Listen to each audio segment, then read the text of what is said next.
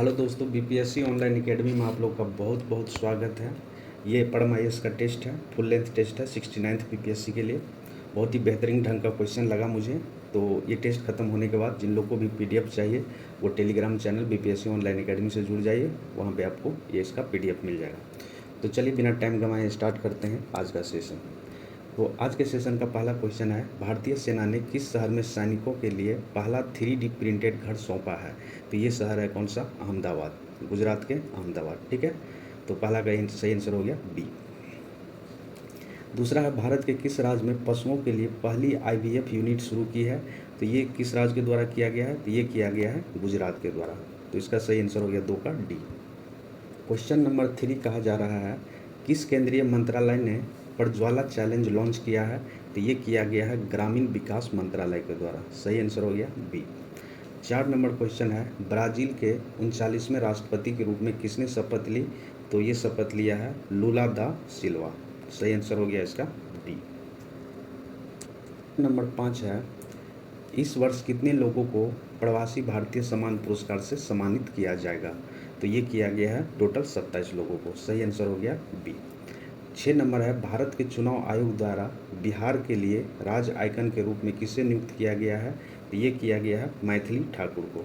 सही आंसर हो गया इसका सी। नेक्स्ट क्वेश्चन है 7 नंबर, भारत सरकार ने आयुर्वेद में अनुसंधान एवं विकास को बढ़ावा देने के लिए स्मार्ट कार्यक्रम शुरू किया है। स्मार्ट में एस का अर्थ क्या है? तो स्मार्ट में एस का अर्थ है स्कोप। सही आंसर है 7 का सी। इस स्मार्ट का किसी को पूरा फुल फॉर्म पता है तो प्लीज़ मुझे कमेंट बॉक्स में कमेंट कीजिए।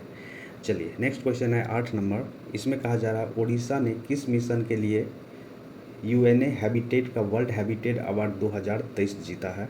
तो ये है इसका सही आंसर है डी, जो कि इस साइड है, देख लेते हैं। इसका सही आंसर है जग्गा मिशन। ठीक है, नेक्स्ट क्वेश्चन है, चीन के सहयोग से किस देश ने पोखरा क्षेत्रीय अंतर्राष्ट्रीय हवाई अड्डा का उद्घाटन किया है? तो ये देश है नेपाल। सही आंसर हो गया इसका सी। क्वेश्चन है, कैंसर के इलाज में उनके योगदान के लिए असम राज्य के सर्वोच्च नागरिक पुरस्कार असम वैभव से किसे सम्मानित किया है? तो ये है डॉक्टर तपन सैकिया को। सही आंसर हो गया 10 का डी। नेक्स्ट क्वेश्चन है 11 नंबर, इसमें कहा जा रहा है विश्व का पहला तारपत्ता पांडुलिपि संग्रह किस राज्य में है? तो ये है केरल में। सही आंसर हो गया 11 का बी।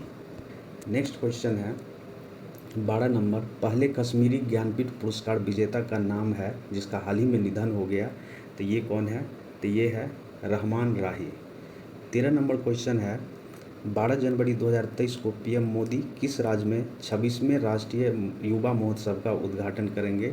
तो ये करने वाले हैं कर्नाटक में। सही आंसर हो गया 13 का ए। नंबर 14 कहा जा रहा है, जापान में वीर गार्जियन 2023 में सुखोई फाइटर जेट चलाने वाली पहली महिला पायलट कौन बनी है? तो ये बनी है अवानी चतुर्वेदी। ठीक है, 14 का हो गया सही आंसर बी। नेक्स्ट क्वेश्चन है 15 नंबर, इसमें कहा जा रहा है प्रसिद्ध रेत कलाकार सुदर्शन पटनायक ने हाल ही में उड़ीसा के किस नदी के तट पर दुनिया के सबसे बड़ी हॉकी मूर्ति बनाई है? तो ये बनाया गया है कहाँ पे? महानदी रिवर के तट पर। सही आंसर हो गया 15 का ए। नंबर 16 कहा जा रहा है, भारत का सबसे तेज भुगतान ऐप हाल ही में लॉन्च किया गया है जो वेब 3.0 की अत्याधुनिक तकनीकी पर बनाया गया है। इस ऐप का नाम क्या है? तो इस ऐप का नाम है पेरू। ठीक है, तो सही आंसर हो गया इसका बी। नेक्स्ट क्वेश्चन है 17 नंबर, इसमें कहा जा रहा है पाइनएप्पल एक्सप्रेस घटना जो समाचार में देखी गई है। ठीक है, घटना का नाम याद रखिएगा, पाइनएप्पल एक्सप्रेस जो हाल ही में समाचार में देखी गई है, किससे संबंधित है? तो ये संबंधित है मौसम विज्ञान से। सही आंसर हो गया 17 का सी। क्वेश्चन नंबर 18 कहा जा रहा है, भारत और फ्रांस के बीच नौसेना अभ्यास के 21वें संस्करण का नाम क्या है? तो ये नाम रखा गया है वरुण। ठीक है, सही आंसर हो गया बी। 19 नंबर क्वेश्चन है, विश्व आर्थिक मंच 2023 का विषय क्या है? तो ये विषय रखा गया है खंडित विश्व में सहयोग। सही आंसर हो गया 19 का बी। क्वेश्चन है 20 नंबर, और इसमें कहा जा रहा है 20 नंबर में कि एक दिवसीय अंतर्राष्ट्रीय क्रिकेट में दोहरा शतक लगाने वाले सबसे युवा बल्लेबाज कौन है? तो ये है शुभम गिल। सही आंसर हो गया डी। 21 नंबर क्वेश्चन में कहा जा रहा है निम्नलिखित में से किस हवाई अड्डा ने प्रतिष्ठित बेस्ट सस्टेनेबल ग्रीनफील्ड एयरपोर्ट पुरस्कार जीता है? तो ये जीता है गोवा के एयरपोर्ट जिसका नाम है गोवा मनोहर अंतर्राष्ट्रीय हवाई अड्डा, इसी के द्वारा जीता गया है। नंबर क्वेश्चन कहा जा रहा है डैश ने अमेरिकी राज्य मैरीलैंड के लेफ्टिनेंट गवर्नर के रूप में चुने जाने वाले पहले भारतीय अमेरिकी राजनेता बनकर इतिहास रच दिया। तो इसका नाम क्या है? इसका नाम है अरुणा मिल्लर। सही आंसर हो गया इसका डी। 23 नंबर है किस सशस्त्र बल ने सुरक्षा बढ़ाने के लिए ऑप्स अलर्ट अभ्यास शुरू किया है? तो ये किया गया है सीमा सुरक्षा बल के द्वारा। सही आंसर हो गया इसका बी। क्वेश्चन है 24 नंबर वर्ष 2022 की महिला उभरती हुई क्रिकेटर का खिताब किसने जीता, किसके द्वारा जीता गया है? तो ये है रेणुका सिंह के द्वारा। सही आंसर हो गया इसका सी। नेक्स्ट है 25 नंबर सीएम नीतीश कुमार ने किस जिले में सिमरिया धाम में सौंदर्यीकरण कार्य का शिलान्यास किया है? तो ये किया गया है बेगूसराय में। सही आंसर हो गया इसका डी। नेक्स्ट क्वेश्चन है 26 number 92 Skoch summit India economics forum में श्रम संसाधन विभाग बिहार को बाल श्रम से मुक्ति की दिशा में बेहतर कार्य के लिए कौन सा पदक प्रदान किया है? तो ये पदक प्रदान किया है गोल्ड मेडल, ठीक है, तो स्वर्ण पुरस्कार। 27 नंबर क्वेश्चन है इजरायली तकनीकी पर आधारित बिहार की पहली हाइड्रोपोनिक इकाई किस जिले के चंडी में शुरू की गई है? तो ये किया गया है नालंदा में, ठीक है, नालंदा में एक जगह है जिसका नाम है चंडी, वहीं पे शुरुआत किया गया है। तो 27 का सही आंसर हो गया बी। क्वेश्चन नंबर 28 कहा जा रहा है बिहार सरकार द्वारा क्षमा नीति के तहत बिहार जेल मैनुअल में किस नियम में संशोधित किया गया है? तो ये किया गया बिहार जेल मैनुअल 2012 में संशोधित किया गया है। क्वेश्चन नंबर 29 है विदुषी शैलजा बाल स्मृति पुरस्कार 2022 से किसे सम्मानित किया गया है? तो ये किया गया है डॉक्टर कंचना झा को। सही आंसर हो गया 29 का ए। क्वेश्चन नंबर 30 कहा जा रहा है कि विश्व बैंक के अध्यक्ष कौन है जिन्होंने अपने 5 साल के कार्यकाल की समाप्ति से पहले अपने इस्तीफा की घोषणा की है? तो ये है डेविड मलपास। सही आंसर है बी। इसके बाद अभी वर्तमान में कौन है विश्व बैंक के अध्यक्ष, ये मुझे कमेंट बॉक्स में बताइए। अगर नहीं पता है तो ढूंढिए और मुझे कमेंट बॉक्स में बताइए। नंबर 31 कहा जा रहा है किसी राज्य के विधेय के संबंध में निम्नलिखित में से कौन सा कथन सही है? सही कथन चूज करना है, ठीक है, तो ये मार्क कर लीजिएगा सही कह रहा है कि सही नहीं कह रहा है। तो 31 नंबर का सही आंसर है बी। इसमें कहा जा रहा है राज्य का विधेय राष्ट्रपति के लिए आरक्षित किया जा सकता है, लेकिन एक बार आरक्षित हो जाने पर राज्यपाल की कोई भूमिका नहीं होती है, ठीक है। स्टार्टिंग में तो राज्यपाल की ही भूमिका होती है, लेकिन एक बार अगर राष्ट्रपति के लिए विधेय आरक्षित हो जाए तो फिर राज्यपाल जो है कुछ नहीं कर सकता। तो सही आंसर हो गया इसका बी। क्वेश्चन नंबर 32 कहा जा रहा है निम्नलिखित कथनों पर विचार करें और ऊपर दिए गए कथनों का कौन सा सही नहीं है, ठीक है, वो चूज करना है। तो देखिए इसमें जो सही नहीं है 2 और 3 जो है ये सही नहीं है, मतलब ये दोनों जो है 2-3 गलत है। एक बार गलत हम लोग पढ़ लेते हैं। किसी एक मंत्री या संपूर्ण मंत्रिपरिषद के विरुद्ध अविश्वास प्रस्ताव नहीं लाया जा सकता, नहीं, ये तो लाया जा सकता है, ठीक है, तो 2 नंबर गलत हो गया।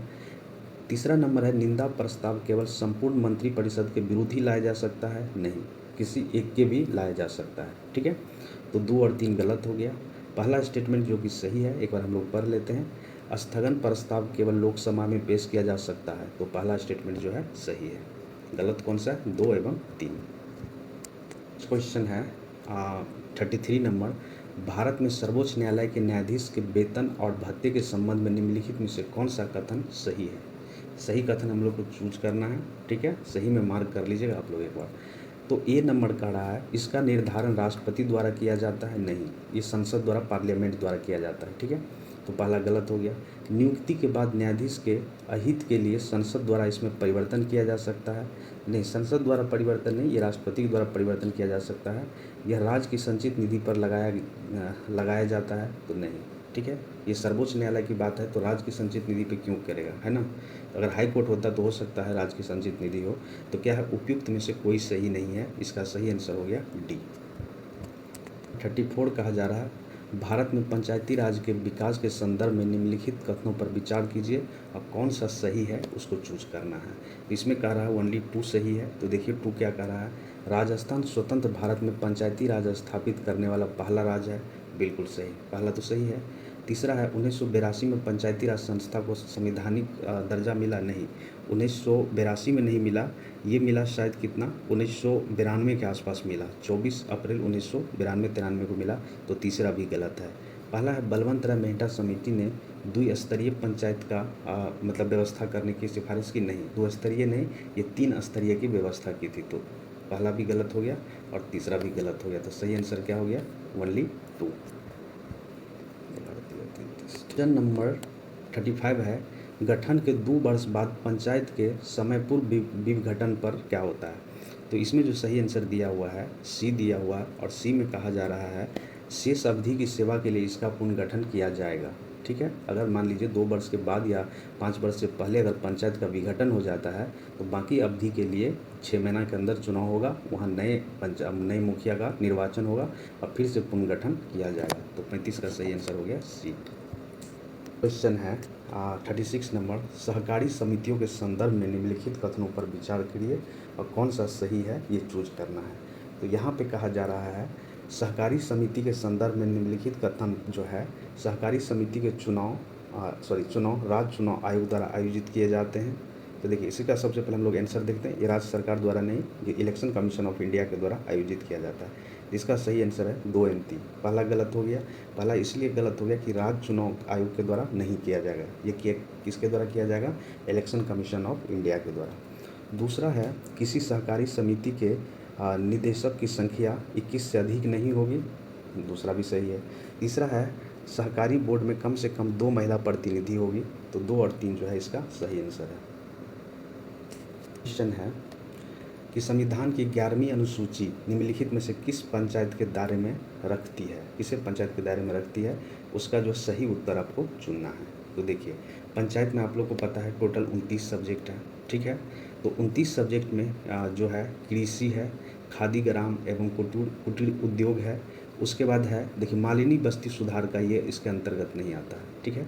बाकी सार्वजनिक वितरण प्रणाली भी इसके अंतर्गत आता है। तो सही आंसर हो गया इसका सी 1, 2 और 4।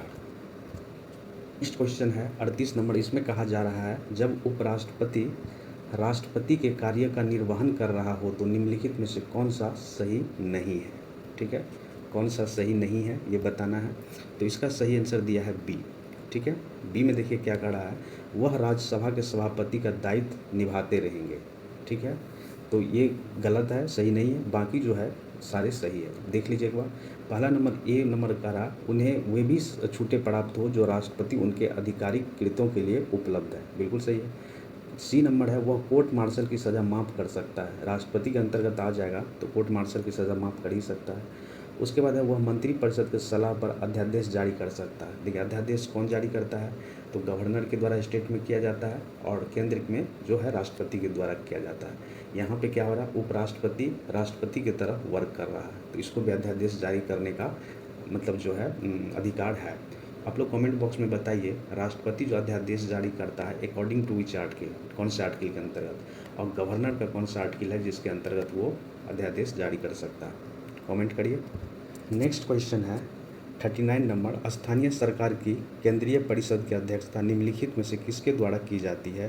तो ये किया जाता है आवास और शहरी मामलों के मंत्री के द्वारा, ठीक है।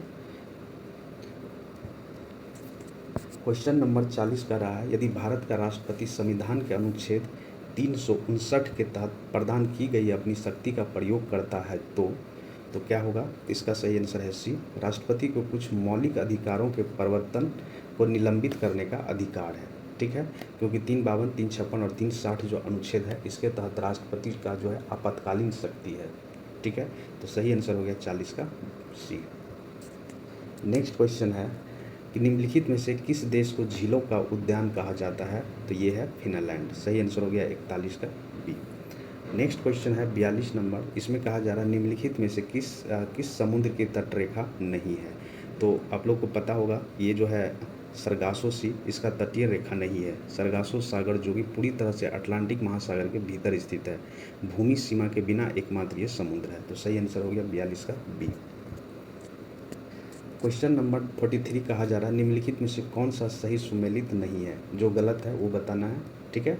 तो इसका सही आंसर है बी। ये जो है ये सही सुमेलित नहीं है। हम्बोल्टा जो उत्तरी प्रशांत महासागर में, ये गलत है, ठीक है। बाकी सब सही है। ब्राज़ील धारा दक्षिण अंटार्कटिक महासागर में चलती है, ठीक है। गल्फ स्ट्रीम उत्तरी अंटार्कटिक महासागर में चलती है, ये भी सही है। अगुलस धारा जो है हिंद महासागर में चलती है, तो ये सारे सही है, ठीक है। हम्बोल्ट जो है एक ठंडे पानी की समुद्री धारा है जो कि अमेरिका के पश्चिमी तट के साथ साथ अंटार्कटिका के उत्तरी की ओर बहती है, ठीक है। तो सही इसका आंसर हो गया बी जो है ये सही सुमेलित नहीं है। क्वेश्चन नंबर 44 कहा जा रहा है वह कौन सा देश है जो रेडियल जल निकासी का सर्वोत्तम उदाहरण प्रदान करता है। तो ये है कौन सा, श्रीलंका। सही आंसर हो गया इसका सी, ठीक है। नेक्स्ट क्वेश्चन है 45 नंबर निम्नलिखित में से किस द्वीप को भेड़ द्वीप के नाम से जाना जाता है। तो ये फायरो आइलैंड है, इसको कहा जाता है। फायरो स्कॉटलैंड और आइसलैंड के बीच एक अटलांटिक महासागर में स्थित द्वीप का एक समूह है। इस द्वीप समूह को भेड़ द्वीप के नाम से भी जाना जाता है। तो सही आंसर हो गया इसका सी। 46 नंबर है आर्कटिक और प्रशांत महासागर को जोड़ने वाले जो संधि है उसको क्या कहा जाता है। तो उसको बेरिंग स्ट्रीट कहा जाता है। 46 का हो गया ए। क्वेश्चन नंबर 47 कहा जा रहा है निम्नलिखित फसलों पर विचार करें। उपयुक्त में से कौन सी फसल जो है वृक्षारोपण फसल है, ये बताना है, ठीक है। वृक्षारोपण फसल कौन सा है, इसका सही आंसर है 1 2 3। मतलब कॉफ़ी भी है, रबर भी है और नारियल भी है, लेकिन मसाले नहीं हैं। तो सही आंसर हो गया कौन सा, बी। नेक्स्ट क्वेश्चन है 48 नंबर और इसमें कहा जा रहा है कि भारत के उस स्थान का नाम बताइए जहां बंगाल की खाड़ी और अरब सागर और हिंद सागर तीनों मिलता है। तो ये है जगह का नाम कन्याकुमारी। सही आंसर हो गया 48 का ए। नेक्स्ट क्वेश्चन है निम्नलिखित में से कौन सा क्षेत्र टोड्डा जनजाति का मूल निवास स्थान है। ये है नीलगिरी पहाड़ी, ठीक है। उस साइड ऑप्शन है, देख लेते हैं हम लोग। तो ये कहाँ है, नीलगिरी पहाड़ी, यहाँ पे टोड्डा जनजाति के लोग रहते हैं। नेक्स्ट क्वेश्चन है 50 नंबर, इसमें कहा जा रहा है कि फाइरेनिस पर्वत श्रृंखला किन दो देशों को अलग करती है। तो ये स्पेन एवं फ्रांस को अलग करता है। तो सही आंसर हो गया इसका बी। पर्वत का नाम देख लीजिए क्या है, पायरेनिस पर्वत। नेक्स्ट क्वेश्चन है 51 नंबर, इसमें कहा जा रहा है किस सुल्तान ने कर्नाट वंश का शासन समाप्त किया। तो ये किया गया था गियासुद्दीन तुगलक के द्वारा। सही आंसर हो गया बी। 52 नंबर क्वेश्चन है, इसमें कहा जा रहा है सल्तनत काल के अधिकांश अमीर एवं सुल्तान किस वर्ग के थे। तो ये हुआ करते थे तुर्क वर्ग के। सही आंसर हो गया 52 का बी। नंबर 53 है निम्नलिखित में से किसने कुतुब मीनार के निर्माण में योगदान दिया था। तो ये दिया गया था किसके द्वारा, देखिए इल्तुतमिश के द्वारा दिया गया था, फिरोज शाह तुगलक के भी द्वारा दिया गया था। तो सही आंसर हो गया क्या, more than one of the above. किसके द्वारा प्रारंभ किया गया था ये बनाना। तो ये बनाना प्रारंभ किया गया था कुतुबुद्दीन ऐबक के द्वारा। कंप्लीट किया गया था इल्तुतमिश के द्वारा। और 5वां फ्लोर पे कुछ काम किया गया था फिरोज शाह तुगलक के द्वारा। नेक्स्ट क्वेश्चन है 54 नंबर, इसमें कहा जा रहा है निम्नलिखित में से किस चित्रकार को जहांगीर ने नादिर उल जमात की उपाधि दी थी। तो ये कौन है, तो ये है अबुल हसन, ठीक है। तो सही आंसर हो गया इसका कौन सा, इसका सही आंसर हो गया ए, 54 का ए है कि निम्नलिखित में से कौन लाल किला के निर्माण का श्रेय पाने का हकदार है। तो ये है शाहजहां। सही आंसर हो गया इसका डी। नेक्स्ट क्वेश्चन है 56 नंबर और इसमें कहा जा रहा है 56 नंबर में कि निम्नलिखित में से किसने आदि ग्रंथ या गुरु ग्रंथ साहब का संकलन किया। तो ये किया गया था अर्जुन देव के द्वारा। सही आंसर हो गया 56 का डी। क्वेश्चन नंबर 57 है अनाज की खेती सबसे पहले डैश में शुरू हुई थी। तो ये हुआ था कहाँ पे, नवपाषाण युग में। सही आंसर हो गया इसका ए। क्वेश्चन नंबर 58 कहा जा रहा है बुद्ध ने डैश के शासन काल के दौरान कौसंबी का दौरा किया था। तो ये किसके टाइम में किया गया था। तो ये किया गया था उज्जैन के टाइम में। सही आंसर हो गया इसका बी। 59 नंबर क्वेश्चन है तबला की शुरुआत डैश के द्वारा की गई थी। तो ये स्टार्ट किया गया था अमीर खुसरो के द्वारा। सही आंसर हो गया बी। क्वेश्चन है 60 नंबर। इसमें कहा जा रहा है निम्नलिखित में से कौन सा सही सुमेलित नहीं है। तो देखिए इसमें जो सही सुमेलित नहीं है वो है ये तुगलकनामा इब्न बतूता। ये तुगलकनामा इब्न बतूता के द्वारा नहीं, अमीर खुसरो के द्वारा लिखा गया था। ठीक है, इब्न बतूता के द्वारा लिखा गया था। एक यात्रा वृत्तांत था जिसका नाम था रिहला या रहेला भी कहा जाता है। तो सी नंबर जो है गलत है, बाकी सब सही है। ठीक है, तारिक ई नासरी जो है जो कि मिनहाज ई सिराज के द्वारा लिखा गया है। उसके बाद तुर्क फिरोज शाही है, शाम श्रीज आफिफ के द्वारा लिखा गया है। हिमायूं नामा गुलबदन बेगम के द्वारा लिखा गया है। गुलबदन बेगम हिमायूं की बहन थी। 61 नंबर क्वेश्चन कह रहा है भारत के प्रथम गवर्नर जनरल कौन थे। ठीक है, इसका आंसर है नॉन ऑफ द एबव। कौन थे बताइए। तो मैं बता देता हूँ, चलिए। वारन हेस्टिंग जो थे पहले प्रथम गवर्नर जनरल थे हमारे बंगाल या भारत का कहिए। ठीक है, चलिए आगे बढ़ते हैं। नेक्स्ट क्वेश्चन है 62 नंबर। भारत के विभाजन के समय कांग्रेस के अध्यक्ष कौन थे। तो वो थे आचार्य JB कृपलानी। सही आंसर हो गया इसका डी। 63 नंबर है अंग्रेज ने रायतवार व्यवस्था सबसे पहले किस प्रांत में शुरू की। तो ये किया गया था मद्रास में। ठीक है, सही आंसर हो गया 63 का बी। और 64 कहा जा रहा है, एक सेकेंड, 64 कहा जा रहा है किस गवर्नर जनरल पर महाभियोग चलाया गया था। तो ये थे कौन, वारन हेस्टिंग पे चलाया गया था। सही आंसर हो गया ए। 65 नंबर क्वेश्चन है 1857 की क्रांति सबसे पहले कहाँ शुरू हुई थी। तो ये शुरू हुआ था मेरठ में। ठीक है, चलिए नेक्स्ट क्वेश्चन है 66 नंबर। 1857 से पहले भारत में ब्रिटिश औपनिवेशिक सत्ता के खिलाफ देश के विभिन्न हिस्सों में निम्नलिखित विद्रोह को सही क्रम में व्यवस्थित कीजिए। तो देखिए इसका आंसर बता देते हैं, बाकी आप लोग इसका ईयर ढूंढ के अगर कमेंट कर सकते हैं तो करिएगा। तो सबसे पहले हुआ था बंगाल में सिपाही विद्रोह, उसके बाद हुआ था बेलोर की सिपाही विद्रोह। ठीक है, उसके बाद हुआ था कच्छ में विद्रोह गुजरात में, फिर उसके बाद हुआ था कोल विद्रोह, फिर उसके बाद सबसे लास्ट में हुआ था संथाल विद्रोह। ठीक है, इसका एक बार ईयर आप लोग देख लीजिएगा, याद भी हो जाएगा और कमेंट बॉक्स में बताइए, जो नहीं जानते होंगे उसको भी याद हो जाएगा। तो जो भी देख रहे हैं वीडियो, एक बार ज़रूर आप लोग क्या करिए, गूगल करके एक बार ईयर ढूंढ लीजिए इसका। 67 का सही आंसर हो गया कौन सा, ए। ठीक है, 67 नंबर क्वेश्चन का निम्नलिखित में से किसने कौमी आवाज़ अखबार लॉन्च किया था। तो ये किया गया था जवाहरलाल नेहरू के द्वारा। सही आंसर हो गया बी। क्वेश्चन है 68 नंबर और इसमें कहा जा रहा है राजा राम मोहन राय की समाधि डाइस में है। तो ये कहाँ पे है, इंग्लैंड में। इंग्लैंड के ब्रिस्टॉल शहर में स्थित है, क्योंकि यहीं पे इनका देहांत हो गया था। क्वेश्चन नंबर 69 है वह बंगाली नेता जिसने सामाजिक धार्मिक सुधारों का विरोध किया और रूढ़िवादी का समर्थन किया, वह डाइस था। तो वो थे कौन, राधाकांत देव थे। सही आंसर हो गया ए। क्वेश्चन नंबर 70 कहा जा रहा है त्याग के बीज राष्ट्रीय आंदोलन के दौरान किस घटना में थे और जिसने अंत देश को विभाजित कर दिया था, वह था क्या। तो देखिए वह क्या था, उसका सही आंसर है डी। और इसमें बेसिकली था क्या कि विधानसभाओं में मुसलमानों के लिए सीटों का आरक्षण और पृथकीकरण निर्वाचन क्षेत्र देना, जो कि मॉडल मिंटो रिफॉर्म 1909 में ये प्रस्तावित दिया गया था, मुसलमानों का अलग से सीट। ठीक है, और यही कारण था कि अंतर देश को क्या कर दिया, विभाज्य कर दिया। क्वेश्चन नंबर 71 कहा जा रहा है भारतीय राष्ट्रीय कांग्रेस के दूसरे मुस्लिम अध्यक्ष कौन थे। ठीक है, तो ये कौन थे, तो ये थे रहमुल्ला मोहम्मद सयानी। सही आंसर हो गया 71 का सी। पहले कौन मुस्लिम अध्यक्ष थे, कमेंट बॉक्स में अगर कोई जान रहे तो ज़रूर कमेंट करिएगा। 72 नंबर है असहयोग आंदोलन के बारे में निम्नलिखित में से कौन सा कथन सही नहीं है। सही नहीं है वो चूज करना है। तो इसमें जो है 72 का जो है डी, ये सही नहीं है। कह रहा है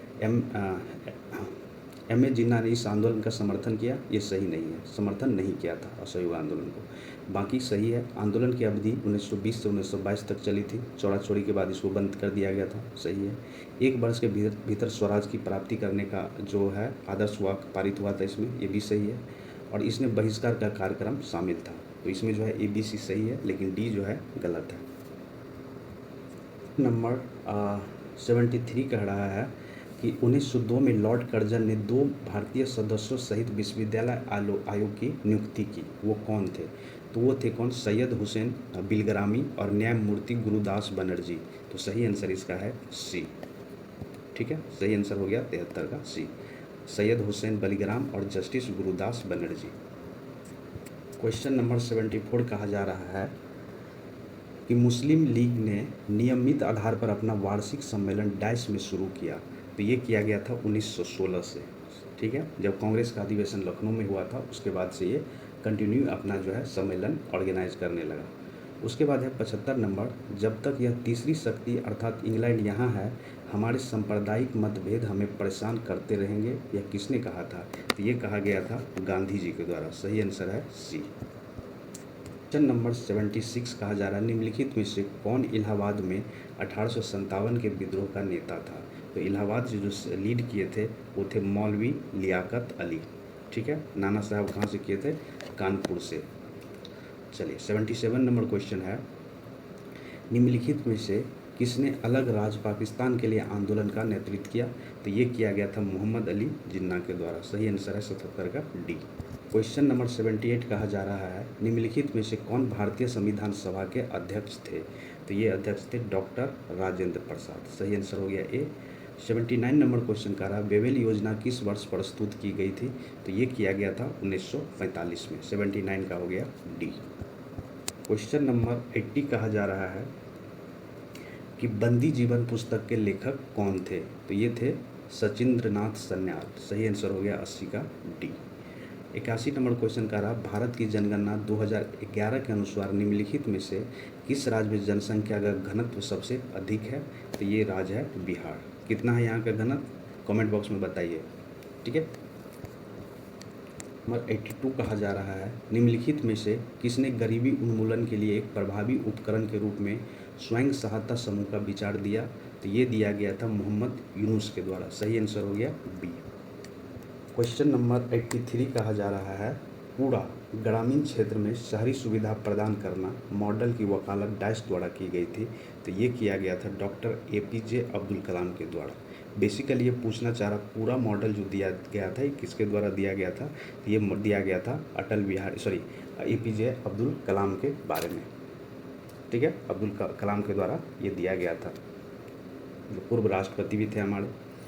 उसके बाद है 84 नंबर निम्नलिखित क्रांतिकारियों में से वह सही शब्द है जो उर्वरक से उचित रूप में मेल खाता है?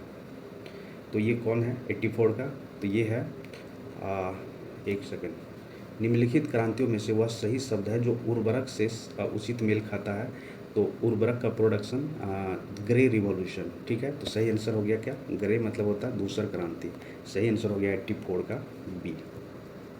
नेक्स्ट क्वेश्चन है 85 नंबर, इसमें कहा जा रहा है यदि कोई गैर लाभकारी प्रतिष्ठान लाभ अर्जित करने वाली कंपनी में तब्दील हो जाता तो वह प्रक्रिया इस प्रकार बताई जाएगी कि क्या हो गया है? डीम्यूचुअलाइजेशन हो गया। सही आंसर है 85 का सी। 86 नंबर है पूंजी शब्द को किसकी वित्तीय संपदा के रूप में परिभाषित किया गया है? तो ये किया गया है जिसका उपयोग आगे चलकर धन सृजन में किया जाता है। तो 86 का सही आंसर हो गया ए। नंबर 87 है गरीबी रेखा को परिभाषित करने का मापदंड मुख्यतः किस कारक पर निर्भर करता है? तो ये कारक है, सही आंसर है सी, वस्तुओं और संबंधित संसाधनों के अधिग्रहण के लिए आवश्यक व्यय, मतलब खाने पीने में वो कितना खर्चा कर रहा है इस पे। तो सही आंसर हो गया 87 का सी। 88 नंबर है फिलिप्स कर्व के संबंध में निम्नलिखित में से कौन सा कथन सही नहीं है? तो इसका सही आंसर है बी, ये सही नहीं है, बाकी सब सही है। एक बार देख लीजिए, उच्च बेरोजगारी दर और उच्च मुद्रास्फीति से जुड़ी है, तो ये गलत है। उच्च बेरोजगारी दर कम मुद्रास्फीति से जुड़ी हुई है, ठीक है, पहला सही है। सी नंबर है कम बेरोजगारी दर उच्च मुद्रास्फीति से जुड़ी हुई है, ये भी सही है। और डी नंबर है मुद्रास्फीति के उच्च स्तर पर उच्च स्तर का बेरोजगारी प्राप्त किया जा सकता है। तो 88 का जो सही नहीं है वो है बी नंबर। क्वेश्चन नंबर 89 कहा जा रहा है भारतीय अर्थव्यवस्था पर मुद्रास्फीति का निम्नलिखित में से कौन सा संभावित प्रभाव हो सकता है? तो इसका सही आंसर है, सही उत्तर चुनने के लिए कह रहा है, तो इसका सही आंसर हो गया बी 1, 2 एंड 3। राजकोषीय घाटे में वृद्धि, कुछ क्षेत्रों में मंदी, चालू खाते का घाटा बढ़ना, ठीक है। तो सही आंसर कौन सा हो गया? बी। नंबर 90 कहा जा रहा है शून्य कूपन बॉन्ड के संदर्भ में निम्नलिखित में से कौन सा सही नहीं है? ठीक है, कौन सा सही नहीं है ये चूज करना है। तो इसका सही आंसर है सी, ये जो है सही नहीं है, बाकी सब सही है। इन बॉन्ड में पुनर्निवेश जोखिम अधिक होता है, तो सी गलत है, बाकी सब सही है। उन्हें छूट पर जारी किया जाता है और बराबर मूल्य पर भुनाया जाता है। अन्य बॉन्ड के विपरीत वे निवेशकों को नियमित ब्याज भुगतान नहीं देते हैं। शून्य कूपन बॉन्ड का द्वितीय बाजार में कारोबार किया जा सकता है, ठीक है, सेकेंडरी मार्केट में से कारोबार किया जाता है। तो 90 का सही आंसर हो गया सी। उसके बाद नेक्स्ट है 91 नंबर क्वेश्चन। इसमें कहा जा रहा है निम्नलिखित में से किस कारण से लकड़ी से बनी नौक पर परत चढ़ने के लिए तांबे का उपयोग किया जाता है? तो इसका सही आंसर है सी। तांबे में जीवाणुरोधक गुण होते हैं जो समुद्री जीवों से लकड़ी को क्षय को रोकता है, तो इसीलिए तांबे का क्या होता है, परत चढ़ाया जाता है। तो 91 का हो गया सी। क्वेश्चन नंबर 92 और इसमें कहा जा रहा है निम्नलिखित में से कौन सा ऊष्माक्षेपी प्रतिक्रिया का उदाहरण है? तो इसका सही आंसर हो गया सी 1 एंड 3 है। तो देख लीजिए क्या है, बादलों में बर्फ़ का बनना, ये ऊष्माक्षेपी प्रतिक्रिया है, ठीक है। उसके बाद तीसरा लोहे पर जंग लगना, ये भी ऊष्माक्षेपी है, ठीक है। और जल का भाप में परिवर्तन होना, ये ऊष्माक्षेपी नहीं है, ठीक है, ये वेपोराइजेशन कर सकते हैं। चलिए नेक्स्ट है नंबर 93। इसमें कहा जा रहा है निम्नलिखित में से कौन सा जो कण है किसी तत्व के रासायनिक गुण को निर्धारित करता है? तो वो है क्या, वैलेंस इलेक्ट्रॉन। सही आंसर इसका हो गया 93 का ए। 94 का है निम्नलिखित में से कौन सा कारण है कि प्रेशर कुकर में खाना जल्दी पक जाता है? तो इसमें क्या हुआ है कि बढ़े हुए दाब से पानी का क्वथनांक बढ़ जाता है और जिससे क्या होता है, जल्दी ही खाना पक जाता है। तो सही आंसर हो गया कौन सा, बी। क्वेश्चन नंबर 95 कहा जा रहा है कि चींटी के काटने पर हमें जलन का दर्द महसूस होता है। निम्नलिखित में से कौन सा अम्ल जलन के दर्द के लिए जिम्मेदार है? तो ये सही आंसर है इसका कौन सा, ए, मेथनोइक एसिड। नेक्स्ट क्वेश्चन है 96 नंबर और इसमें कहा जा रहा है बर्फ़ के पिघलने के संदर्भ में निम्नलिखित में से कौन सा कथन सही नहीं है? तो इसका सही आंसर है, सही नहीं है चूज करना है। तो बर्फ़ का पिघलना एक ऊष्माक्षेपी अभिक्रिया है, ठीक है, ये ऊष्माक्षेपी अभिक्रिया नहीं है। बाकी जो है सही है, बर्फ़ का पिघलना एक भौतिक परिवर्तन है, फिजिकल चेंज है, ठीक है। बी नंबर का रहा है जब बर्फ़ पिघलती है तो उसका आयतन कम होता है, ठीक है, ये भी। और डी नंबर है जब बर्फ़ पिघलती है तो उसका द्रव्यमान अपरिवर्तित रहता है, क्योंकि जितना पानी उतना ही बर्फ़ होगा ना, ठीक है। तो ए बी सी सही है और ए बी डी सही है और सी जो है गलत है। नंबर 97 कहा जा रहा है यदि गर्म हवा से भरी एक सीलबंद पारदर्शी प्लास्टिक की बोतल को फ्रीजर में रखा जाए तो निम्नलिखित में से क्या घटित होगा? तो इसमें जो घटित होगा, प्लास्टिक की बोतल अपने आप ढह जाएगी या फट जाएगी। तो सही आंसर हो गया इसका सी। चलिए नेक्स्ट क्वेश्चन है 98 नंबर। इसमें कहा जा रहा है सीमेंट बेंजोएट के संदर्भ में निम्नलिखित कथनों पर विचार करें और कौन सा कथन सही है ये चूज करके बताना है। तो इसका सही आंसर है 98 का बोथ 1 एंड 2, मतलब इसका सही आंसर है सी। इसमें कहा जा रहा है इसका उपयोग शीतल पेय के स्वाद की अम्लता बढ़ाने के लिए परिरक्षक के रूप में किया जाता है, ठीक है। दूसरा है खाद्य संरक्षण के लिए सोडियम बेंजोइक और एस्कॉर्बिक एसिड का मिश्रण कैंसरकारी हो सकता है, बिल्कुल सही। तो बी 1 एंड 2 जो है दोनों सही है। नेक्स्ट क्वेश्चन है कि रदरफोर्ड ने एक प्रयोग डिजाइन किया जिसमें तेज़ गति से चलने वाले अल्फा कण को एक पतली सोने की पन्नी पर गिराया गया। रदरफोर्ड का सोने की पन्नी का प्रयोग किससे संबंधित है? तो ये संबंधित है किससे, परमाणु का नाभिकीय मॉडल से। तो सही आंसर हो गया इसका डी। 100 नंबर क्वेश्चन कह रहा है शहद पानी की तुलना में धीमी गति से बहता है क्योंकि क्या होता है, शहद में पानी की तुलना अधिक चिपचिपाहट होती है, ठीक है। तो सही आंसर हो गया 100 का ए। नेक्स्ट क्वेश्चन है 101 नंबर। मायोपिया के संदर्भ में निम्नलिखित कथनों पर विचार करें, अब कौन सा सही है ये चूज करना है। तो 101 का सही आंसर है 2 और 3 सही है, मतलब सी। मायोपिया से पीड़ित व्यक्ति पास की वस्तुओं को स्पष्ट रूप से नहीं देख पाता है, नहीं, ये गलत है, पास के वस्तुओं को देख सकता है, तो पहला तो गलत हो गया। दूसरा स्टेटमेंट है मायोपिया में नेत्र गोलक लंबा हो जाता है, ठीक है, सही है।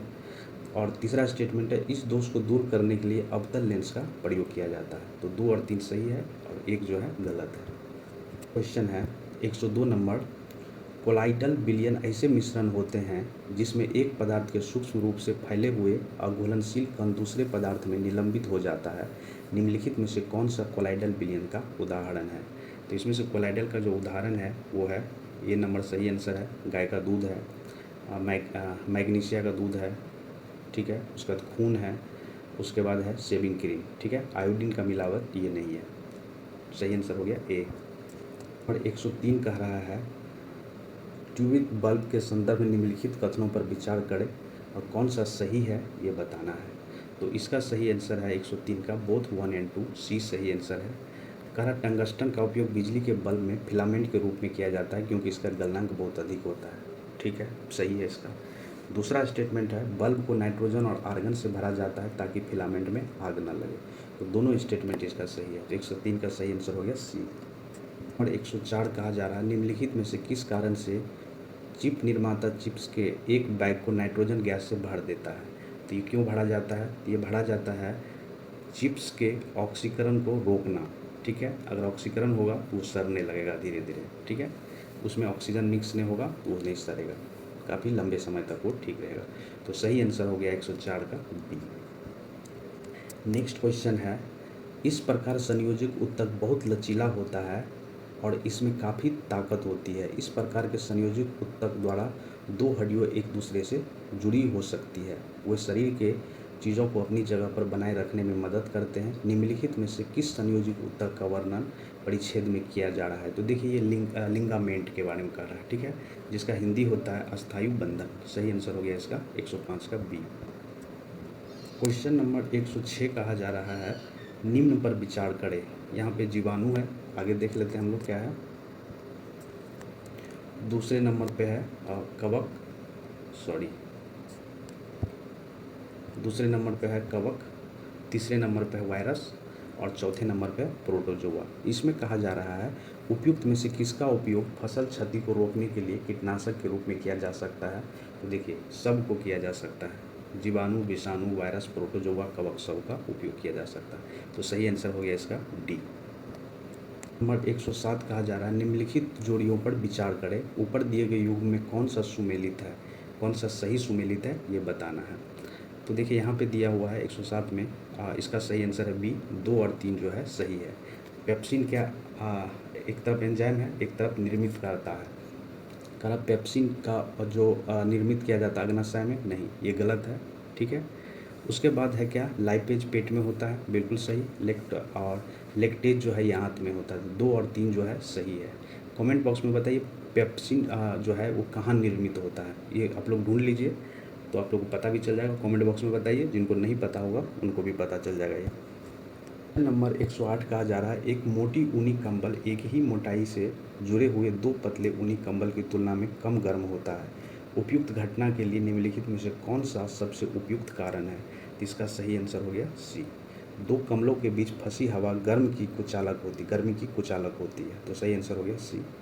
109 नंबर कहा जा रहा है प्रकाश को तरंग और कण दोनों के रूप में वर्णित किया जा सकता है। निम्नलिखित में से कौन सी घटना प्रकाश की कण प्रकृति को दर्शाता है?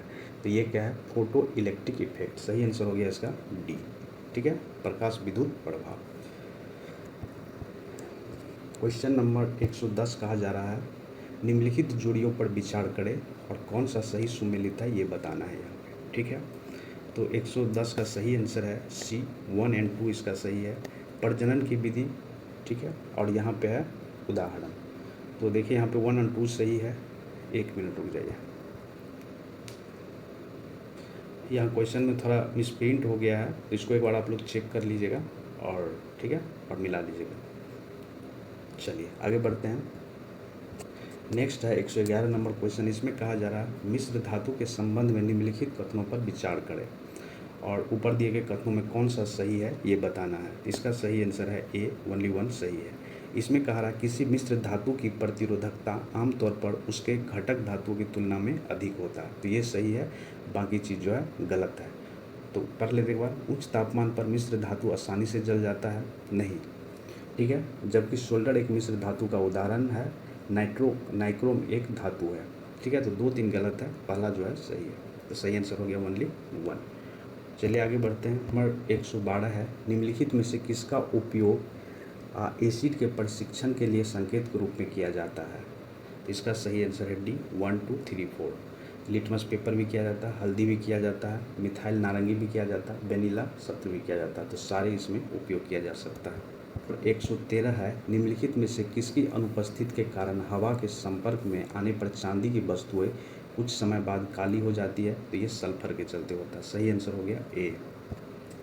नेक्स्ट क्वेश्चन है, निम्नलिखित जोड़ियों पर विचार करें, कौन सा सही सुमेलित है ये बताना है।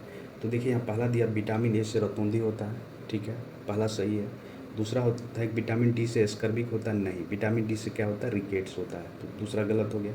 आयरन की कमी से एनीमिया रोग होता है, बिल्कुल सही। आयोडीन की कमी से घेंघा रोग होता है। तो 1, 3 और 4 जो है सही है। तो इसमें क्या हो गया? 3 पेयर सही है, ठीक है। तो सही आंसर हो गया 114 का सी। 115 नंबर क्वेश्चन कह रहा है, जब सूरज की रोशनी घने जंगल की छतरी से होकर गुजरती है तो कोहरे में पानी की छोटी छोटी बूंदें रोशनी बिखेरती है। प्रतिकरण प्रकाश का रंग प्रतिकरण कणों के आकार पर निर्भर करता है। इस घटना को इस रूप में जाना जाता है। इस घटना को कहा जाता है टेंडल इफेक्ट, ठीक है। टिंडल इफेक्ट के प्रभाव जानते हैं। 116 नंबर क्वेश्चन कह रहा है कि उड़ने की सक्षम स्तनपायी है, वो कौन है? वो चमगादड़ है, बैट, ठीक है। सही आंसर हो गया इसका 116 का डी। क्वेश्चन है, निषेचन कहाँ होता है? तो ये है डिम्ब वाहिनी में, ठीक है। डिम्ब वाहिनी, ओब्लिडक्ट कहा जाता है इसको। 118 नंबर क्वेश्चन है कि मलेरिया से प्रभावित अंग कौन सा है? तो मलेरिया से प्रभावित होता है पीलिया। सही आंसर हो गया 118 का डी। नंबर 119 है, लौह धातु के संरक्षण में निम्नलिखित में से कौन सा आवश्यक है? तो इसका सही आंसर है बी, ऑक्सीजन और नमी। 120 नंबर क्वेश्चन कहा जा रहा है कि पूरा वनस्पति विज्ञान के अंतर्गत डाइस का अध्ययन किया जाता है। तो इसका सही आंसर है इसमें से कोई नहीं। तो इसके अंतर्गत जो किया जाता है वो है क्या? भूवैज्ञानिक संदर्भ में पौधों के अवशेष का अध्ययन किया जाता है। तो सही आंसर हो गया क्या? इसमें तो है नहीं, तो सही आंसर हो गया इसका डी। नेक्स्ट क्वेश्चन है 121 नंबर, इसमें कहा जा रहा है बिहार में बॉयज एसोसिएशन के संस्थापक कौन थे? तो ये किया गया था सूर्यदेव नारायण शर्मा के द्वारा। सही आंसर हो गया इसका बी। 122 नंबर क्वेश्चन है, निम्नलिखित में से किस स्थान पर प्रथम जैन संगति हुई थी? तो ये किया गया था कहाँ पे? पाटलिपुत्रा में। सही आंसर हो गया 122 का ए। और दूसरा कहाँ हुआ था? गुजरात में। 123 नंबर क्वेश्चन कहा जा रहा है, बिहार का निम्नलिखित में से कौन सा शहर इकलीम तुगलकपुर उर्फ तिरहुत के शीर्षक के साथ एक टकसाल शहर बनाया गया था? तो ये कौन है? ये थे दरभंगा। सही आंसर हो गया 123 का बी। 124 नंबर क्वेश्चन कहा जा रहा है, बिहार में निम्नलिखित में से किस जिले का प्राचीन नाम अंगुत्तरी था? तो ये हुआ करता था किसका? लखीसराय का नाम। लखीसराय का नाम अंगुत्तरी हुआ करता था। नेक्स्ट क्वेश्चन है 125 नंबर, इसमें कहा जा रहा है निम्नलिखित नवपाषाणकालीन स्थल में कौन सा बिहार में स्थित नहीं है? तो देखिए इसमें जितने भी साइट देख रहे हैं कोई भी बिहार में स्थित नहीं है। तो सही आंसर क्या हो गया? More than one of the ever. 126 number है, निम्नलिखित में से किसने पटना शहर को अजीमाबाद नाम दिया? तो ये दिया गया है किसके द्वारा? अजीम उल शाह के द्वारा। सही आंसर हो गया 126 का बी। नंबर 127 कहा जा रहा है, निम्नलिखित घटनाओं में से कौन सा युग अपने वर्ष के साथ सही ढंग से मेल खाता है? तो बिहार में ब्रिटिश शासन का विस्तार 1757 के बाद, पलासी युद्ध के बाद, ठीक है। बक्सर का युद्ध 1764 में, ये भी सही है। बंगाल किराएदार अधिनियम 1885 में, ये भी बिल्कुल सही। तो उपयुक्त में से क्या हो जाएगा सही आंसर? एक से अधिक, ठीक है। तो सब सही है इसमें। सही आंसर हो गया इसका डी। नेक्स्ट क्वेश्चन है 128 नंबर, इसमें कहा जा रहा है बिहार के निम्नलिखित में से किस जिले में बख्तियार खान का मकबरा स्थित है? तो ये कहाँ पे है? कैमूर में। सही आंसर हो गया सी। नंबर 129 है, निम्नलिखित में से किसने बिहार के मुजफ्फरपुर जिले के कलवाहा में सिंह स्तंभ का निर्माण कराया था? तो ये किया गया था अशोका के द्वारा। नेक्स्ट क्वेश्चन है, बिहार की निम्नलिखित महिला स्वतंत्रता सेनानियों में से किसने भगत सिंह को दी गई मृत्यु दंड के खिलाफ आवाज़ उठाने के लिए लोगों को संगठित किया था? तो ये किया गया था कुसुम कुमारी देवी के द्वारा। सही आंसर हो गया सी। क्वेश्चन है, निम्नलिखित में से कौन सी नदी दक्षिण से बिहार में गंगा में नहीं मिलती है? तो ये नदी कौन है? गंडक।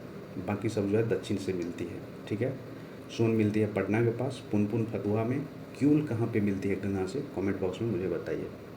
132 नंबर क्वेश्चन कह रहा, बिहार की मिट्टी को डाइस की कमी है। क्या क्या चीज़ की कमी है? बिहार की मिट्टी में फास्फोरस एसिड, नाइट्रोजन और हुमास की कमी है, ठीक है, लेकिन पोटाश चूना आमतौर पर मिट्टी में पर्याप्त रूप से मौजूद है, ठीक है। तो सही आंसर क्या हो गया? D, more than one of the above. Question number का रहा 133 नंबर, दक्षिण बिहार के मैदान में निम्नलिखित में से कौन सा शामिल है? दक्षिण बिहार के मैदान में कौन सा शामिल है, इसको देख लेते एक बार। देखिए, उत्तरी बिहार के मैदान में शामिल है घाघर का मैदान, गंडक का मैदान, बागमती का मैदान, कमला का मैदान, कोसी का मैदान, उसके बाद और कौन सा? महानंदा का मैदान। लेकिन जब दक्षिण बिहार के मैदान की अगर हम बात करें तो इसमें कौन सा मैदान है? मध्य बिहार का मैदान ताल क्षेत्र है, ठीक है, टाल क्षेत्र है, क्यूल नदी उस साइड है, तो क्यूल का भी मैदान हो गया। और आइए इस साइड, वो दोनों तो था, लेकिन बागमती प्लेन कहाँ है? ये उत्तरी बिहार का है। तो सही आंसर हो गया इसका more than one of the above. Next question है 134 नंबर, और इसमें कहा जा रहा है सर्वाधिक शहरी जनसंख्या वाले 3 जिले हैं। तो सर्वाधिक जनसंख्या सबसे ज़्यादा कहाँ है? पटना में, फिर भागलपुर में, फिर कहाँ पे? गया में। 135 नंबर क्वेश्चन कहा जा रहा है कि बिहार का निम्नलिखित में से कौन सा जिला पश्चिम बंगाल के साथ अपना सीमा साझा नहीं करता है? तो ये नालंदा जो है अपना जो बॉर्डर जो है वो पश्चिम बंगाल के साथ शेयर नहीं करता है। बाकी किशनगंज, कटिहार और पूर्णिया जो है ये पश्चिम बंगाल के साथ अपना सीमा साझा करता है। अब बताइए टोटल कितने ऐसे ज़िला है जो झारखंड से अपना सीमा साझा करता है? ये पिछले बीपीएससी में पूछा भी गया था, कमेंट बॉक्स में बताइए। और पश्चिम बंगाल में कौन कौन से ज़िला टच करता है, कितने ज़िला टच करता है, ये भी आप लोग कमेंट बॉक्स में बताइए। और तीसरा क्वेश्चन है एक इंटरनेशनल बॉर्डर शेयर करता है जो कि नेपाल है। नेपाल से कुल कितने डिस्ट्रिक्ट है बिहार का जो अंतर्राष्ट्रीय सीमा साझा करता है? ठीक है। 30 नंबर क्वेश्चन कहा जा रहा है बिहार में लक्ष्मण कुंड किस जिले में स्थित है? तो देखिए बिहार में लक्ष्मण कुंड जो स्थित है ये है मुंगेर में। सही आंसर इसका डी हो गया, ठीक है। सप्तधारा की बात करें तो ये राजगीर में है। सूर्य कुंड की बात करें तो ये भी राजगीर में है। मखदूम कुंड ये भी राजगीर में है। ब्रह्म कुंड ये भी राजगीर में है। नानक कुंड ये भी राजगीर में है। बाकी लक्ष्मण कुंड, उसके बाद रामेश्वर कुंड, गोमुख कुंड, सीता कुंड और ऋषि कुंड, ये सब है सारे मुंगेर में। 137 नंबर क्वेश्चन कहा जा रहा है बिहार में पाई जाने वाली धारवाड़ चट्टान के बारे में निम्नलिखित में से कौन सा सही नहीं है? ठीक है, तो इसका सही है, जो सही नहीं है वो बता रहे हैं। इसका आंसर दिया है ए, कह रहा है ये सबसे पुराने चट्टान में से एक है। ठीक है, ये सही नहीं है, बाकी जो है सब सही है। ठीक है। क्वेश्चन नंबर 138 कहा जा रहा है क्षेत्रफल की दृष्टि से बिहार का सबसे छोटा जिला कौन सा है? तो ये है शिवहर। ठीक है, और सबसे बड़ा कौन सा है? कमेंट बॉक्स में बताइए। 139 नंबर क्वेश्चन है निम्नलिखित में से कौन सा साम्राज्य बुद्ध के जीवन से संबंधित नहीं है? तो ये कौन सा है? गांधार जो है ये संबंधित नहीं है। बाकी मल, कोसला और मगध जो है ये सारे बुद्ध के जीवन से संबंधित है। क्वेश्चन है 140 नंबर बिहार पंचायती राज अधिनियम 2006 किस तिथि को लागू हुआ था? तो ये लागू किया गया था अप्रैल 8, 2006 को। तो सही आंसर हो गया 140 का ए। अब यहाँ से 10 क्वेश्चन जो है मैथ का है, तो यहाँ पे हम आंसर बताएंगे। जो लोग बनाना चाहते हैं बना के आंसर अपना मिला लीजिएगा। तो 141 नंबर का सही आंसर है डी 24। 42 नंबर का सही आंसर है ए लॉस ऑफ 10%। 43 नंबर का सही आंसर है बी 5। 144 नंबर का सही आंसर है 144 नंबर का सही आंसर है सी 53। 145 नंबर का सही आंसर है सी RJCTC। 40 नंबर का सही आंसर है ए एट द 10:25 AM। ठीक है। 147 नंबर क्वेश्चन का सही आंसर है ए अरुण 17 साल का है। 148 नंबर का सही आंसर है डी 120। 149 नंबर का सही आंसर है बी 814। और 150 नंबर का सही आंसर है डी अंशिका। ठीक है, तो ये 10 क्वेश्चन मैथ का था। जो लोग बनाना चाहे बना के आंसर मिला लीजिएगा। और जो अभी आज टेस्ट किए हम लोग, तो इसमें कहीं भी आप लोगों को कोई क्वेश्चन पे डाउट लगे तो आप लोग बेधड़क आप मुझे कमेंट बॉक्स में कमेंट कीजिए। ठीक है, अगर कोई कुछ चीज़ पूछना है तो भी कमेंट कीजिए। और हाँ, ये टेस्ट जो है जहाँ पे जो क्वेश्चन पूछा गया है, एक बार आप लोग गूगल करके या कोई सोर्स है या अगर ये आपको याद है तो वो आप मुझे कमेंट बॉक्स में ज़रूर बताइएगा। इससे क्या होगा, आपको भी सीखने को मिलेगा, जो आपका कमेंट पढ़ेगा उसको भी सीखने को मिलेगा। ठीक है, तो thank you for watching BPSC online academy. अगर अच्छा लगा सेशन तो लाइक करिए, शेयर करिए, सब्सक्राइब करिए। जो लोग नए हैं सब्सक्राइब कर लीजिए। ठीक है, तो मिलते हैं अगले सेशन में एक नए टेस्ट सीरीज़ के साथ। ठीक है, और इसका जो भी पीडीएफ जिनको चाहिए वो हमारे टेलीग्राम चैनल से जुड़ जाइए, बीपीएससी ऑनलाइन अकेडमी नाम से है, और उसके बाद ये पीडीएफ आपको एक दिन बाद वहाँ पे अवेलेबल हो जाएगा। ठीक है, तो चलिए मिलते हैं अगले सेशन में एक नए टॉपिक के साथ। थैंक यू, धन्यवाद।